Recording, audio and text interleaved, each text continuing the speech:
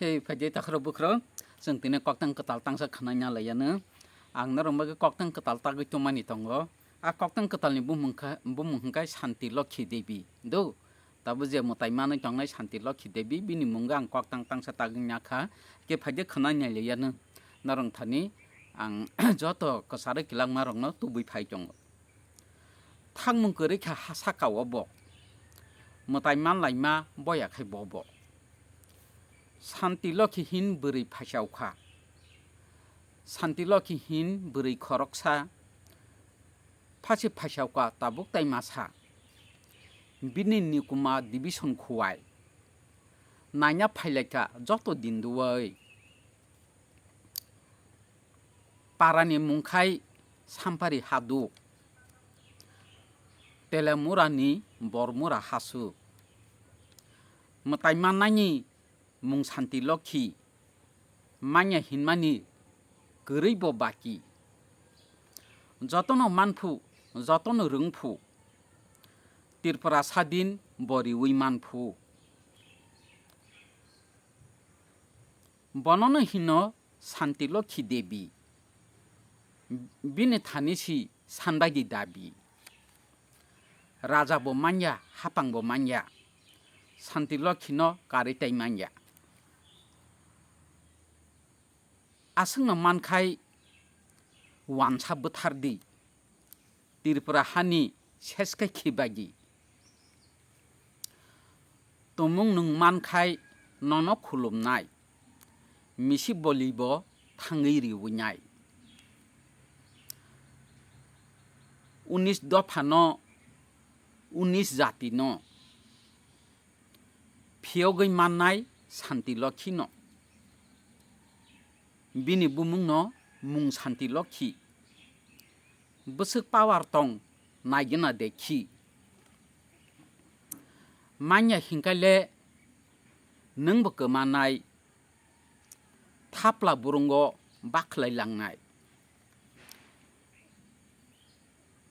बिखौ आसोक मताय माननाय रक बियां थांबायखा ताबुखाय बर आंसे राजा हिनै फाइमानि बाबा गरिया हिनै सामानि कर्ण बिजय बाय आरबिन्द्र ताबुखाय बुन्य नखायनो खार नोंबो देखारनो अशान्ति लक्ष्मी हिनकाले निनि गोपाल तखि मतायले मानफु मोसायसि तंगु अमृतपुरी हाय रांसारमा नुगु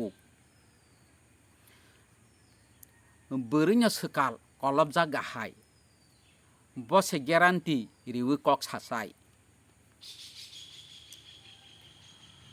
100% बसरसे खन्या मोतायरक पेन्सन तमा मोतायबा आसुक बयस कम शान्ति लक्ष्मीबो दाक्ति लायनाय दम आबनो हिनो मुं शान्ति लक्ष्मी ताइबो सोदांगो उल्टा अलक्ष्मी मलपायना नायखा जेसानो उंखा एलेमबांनि क नाङै फाइबायखो सयतान राजा तो संसार दासक्त दियारि फातरा ककट कत